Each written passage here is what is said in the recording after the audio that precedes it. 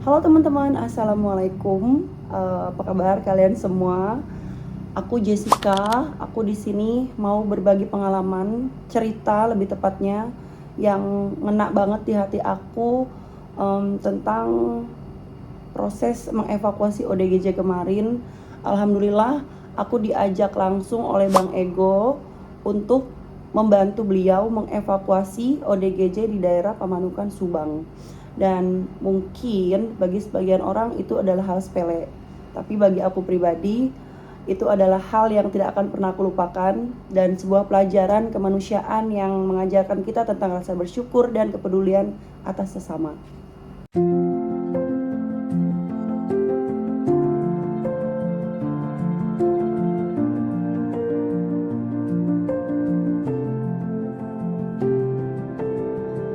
Jadi berawal dari laporan warga setempat yang menghubungi Bang Ego langsung untuk terkait adanya ODGJ perempuan di salah satu gang yang kondisinya memprihatinkan dan perlu sekali dibantu. Dan dari pihak Bang Ego mengkontak kami dan mengajak untuk turun langsung ke jalanan dan membantu gimana proses evakuasi dari mulai membersihkan sampai nanti dibawa ke yayasan untuk diobati. Dan akhirnya aku dan tim bersepakat untuk waktu dan tanggal yang sudah ditentukan untuk bertemu langsung dengan tim Bang Ego.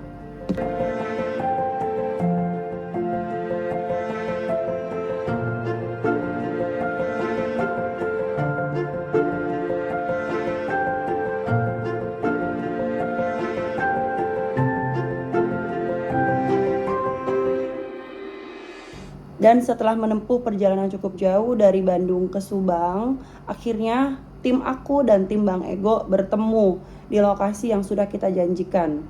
Dan sangat di luar ekspektasi ya.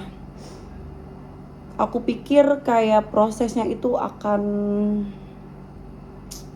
sulit gitu ya. Dilihat dari kondisi jalanan yang rame dan kondisi panasnya yang sangat, Masya Allah pada saat itu benar-benar panas banget di daerah Pantura ini. Tapi alhamdulillah kita dimudahkan, diberi kemudahan oleh Allah. Jadi prosesnya lumayan lancar. Nah, dan awal banget ketemu ODGJ-nya, jujur aku bingung banget. Aku nggak tahu harus kayak gimana proses menghandle-nya karena aku masih agak takut-takut. Aku takut responnya seperti apa nantinya. Cuma alhamdulillah Bang Ego ngasih tahu kalau harus pelan-pelan, harus diajak ngobrol dulu dan begitu. Aku deketin juga, surprisingly kayak nggak ada perlawanan gitu loh. Alhamdulillah si ODGJ ini baik banget. Kayak mungkin agak sedikit shock aja karena udah lama nggak diajak ngobrol kali ya. Sekalinya diajak ngobrol dia lebih kayak kebingung gitu loh, kayak diem, bengong. Dari situ aku mikir gimana kalau si ODGJ ini bagian dari keluarga kita ya. Melihat dia terlantar sendirian gitu, jujur aku sedih banget ya, kayak gitu. Terus akhirnya singkat cerita kita ajak-ajak ngobrol, akhirnya kita rayu, kita bujuk dia untuk ikut kita dibersihin badannya karena Masya Allah teman-teman, aku lihat rambutnya itu udah kusut banget dan maaf ngegimbal dan agak luka-luka di bagian kepalanya dan itu aku yakin sakit, perih, gatel. That's why aku dan Bang Ego sedikit memaksa untuk membersihkan beliau karena gimana pun beliau manusia, punya rasa sakit dan rasa tidak nyaman kayak gitu.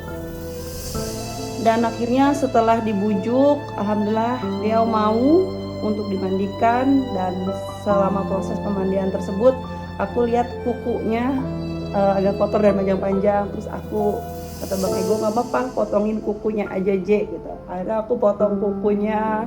Terus kayak aku ngebayangin, wah aku bisa loh sampai di tahap ini. Dan untungnya dapat ODGJ-nya seperti dia yang tidak melawan dan lumayan baik ya.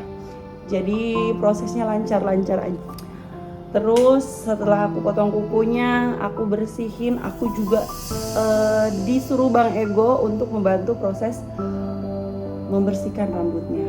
Dan di proses inilah yang menurutku agak gambling karena aku takut si ODGJ-nya ini marah, karena gimana pun kita sebagai sama wanita pasti kayak ngerasa rambut ini adalah mahkota kita gitu loh. Jadi aku pelan-pelan, aku bujuk, awalnya dia nggak mau, aku ngerti banget reasonnya karena kan rambut itu adalah mahkota. Tapi kita tegaskan lagi kalau ini semua tuh buat kebaikan dia, supaya dia lebih nyaman, lebih bersih, dan kalau rambut kotor takutnya makin penyakit buat dia. Makanya kita selalu bujuk dia dan alhamdulillah dia mau dipotong rambutnya. Dan setelah selesai dipotong rambutnya, dan itu penuh haru banget, dan maaf aku sampai nangis karena dia tuh sebenarnya nggak mau kan. Tapi begitu aku bilang nggak apa-apa, biar sembuh, biar bersih, biar normal lagi, biar nanti kita ketemu anak kamu, dan akhirnya dia mau. Happy banget aku setelah dia mau. Dan begitu proses pemandian, aku dan Bang Ego bantuin, dan sebetulnya lebih tepatnya aku bantuin Bang Ego mandiin si ODGJ ini. Aku gosok semua badannya, aku bersihin dari cuci rambutnya, badannya, sabunin, sampai kayak seperti tadi kukunya dipotongin. Dan setelah proses pemandiannya selesai, kita langsung menuju ke yayasan, tepatnya di Yayasan Al-Fajar Berseri. Selama di perjalanan aku ngerasa kayak mixed feeling banget. Satu sisi aku happy bisa bantu orang, tapi aku juga ngerasa haru. Ternyata pertolongan kita itu dibutuhkan sekali. Setidaknya kalau kita tidak bisa atau kita punya rasa takut ketika mau membantu ODGJ, tolonglah guys, dibantu semampunya aja. Kayak mungkin kalau kita lihat ODGJ atau lihat teman-teman yang nggak bisa makan, tolong dikasih sedikit rezekinya untuk mereka, supaya mereka juga punya harapan untuk esok harinya, seperti itu. Dan begitu sesampainya di Yayasan Al-Fajar Berseri, alhamdulillah, yang biasanya aku cuma nonton, biasanya aku tahu itu yayasan dari vlog-vlog YouTubers lainnya. Hari itu aku bisa datang langsung, berkunjung dan berinteraksi langsung dengan Bapak Marsan selaku pemiliknya. Terima kasih Bang Ego sudah ajak aku untuk main ke Yayasan Al-Fajar Berseri. Dan proses penyerahan ODGJ pun berlangsung. Kita titipkan selayaknya gimana kita menitipkan manusia, menitipkan bagian keluarga, menitipkan saudara, yang insya Allah kalau di Yayasan Al-Fajar Berseri ini setidaknya ODGJ tersebut bisa ada interaksi dengan kawan-kawan lainnya, dan sedikit pengobatan mungkin ya di sana, karena harus ada pemeriksaan dan lain-lain dulu sebelumnya, kayak gitu. Lalu lanjut kita berkeliling, kita diizinkan oleh Pak Marsan dan Bang Ego untuk bersama-sama berkeliling di seputaran yayasan tersebut, dan seru banget. Aku bertemu dan dikenalkan dengan beberapa ODGJ binaan di yayasan tersebut. Ada salah satunya Ibu Rosi, ada Kopral, ada juga banyak lagi yang profesi-profesinya dari berbagai macam. Happy banget, seru-seruan di sana.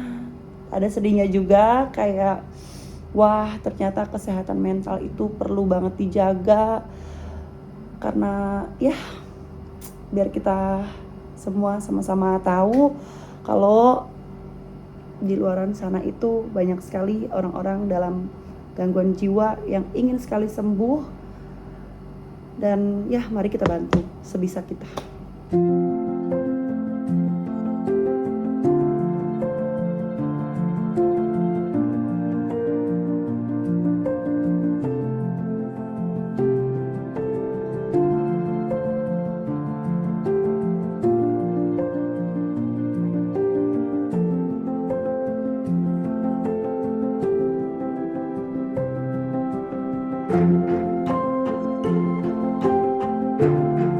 Dan ya segitu aja pengalaman dari aku tutup ceritaku hari ini tentang evakuasi ODGJ dengan rasa syukur, rasa terima kasih yang sangat dalam untuk khususnya Bang Ego dan tim sudah berbesar hati mengajak Jessica untuk turun langsung untuk mengevakuasi ODGJ dan belajar banyak hal tentang kehidupan.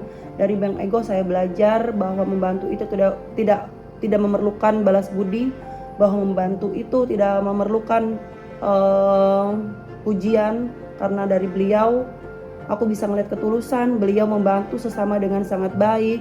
Bukan cuma 1-2 orang ODGJ yang Bang Ego bantu, tapi dengan banyak ODGJ Bang Ego selalu membantu dengan tulus seperti itu. Dan terima kasih juga untuk tim yayasan, untuk Pak Marsan selaku ketua yayasan. Terima kasih banyak sudah memberikan wadah untuk Bang Ego menitipkan ODGJ untuk proses penyembuhan dan lain hal. Dan untuk warga juga terima kasih banyak sudah bantu lapor dengan keadaan beliau di tempat tersebut ke Bang Ego dan akhirnya bisa dievakuasi oleh tim Bang Ego sendiri seperti itu. Dan terima kasih buat semuanya dibantu nonton video aku dan dibantu supportnya. Terima kasih semuanya, aku sayang banget sama kalian. Dan pengalaman ini berarti banget buat aku, mengajarkan banyak banget hal bahwasanya gangguan jiwa itu bukan aib. Mereka juga punya masa depan, punya harapan untuk masa depan. Mereka wajib kita rangkul. Dan setidaknya kalau kita tidak bisa bantu secara langsung, dan aku yakin banget nggak semua orang bisa terjun ke lapangan langsung, tapi setidaknya mari bantu dengan doa, bantu mereka dengan seadanya. Kalau kalian belum bisa untuk bantu turun ke lapangan, evakuasi langsung, cukup dengan hal-hal kecil yang seperti perhatian, kayak bentuk makanan, itu udah berarti banget buat mereka.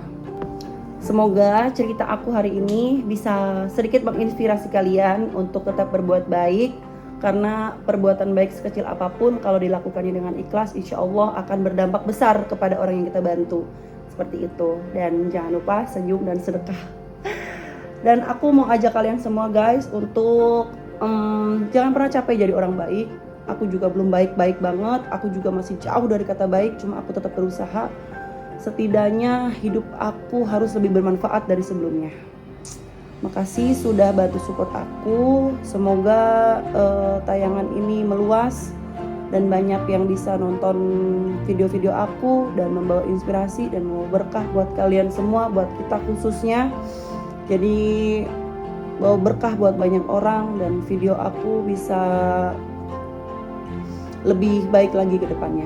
Semoga video aku ini bawa berkah buat kita semua dan semoga juga rezekinya kita lancar. Jadi aku bisa berbagi ke banyak tempat lainnya, berbagi ke pelosok-pelosok. Dan jangan lupa kalian, kalau kalian punya ide aku ngapain lagi di konten aku selanjutnya, jangan segan buat kabarin aku di komen. Dan terima kasih untuk interaksinya, untuk komentar-komentar kalian yang alhamdulillah buat saya itu adalah sebagian dari motivasi buat semangat kontennya. Terima kasih. Semoga kalian sehat-sehat. Jangan lupa senyum dan sedekah. Assalamualaikum.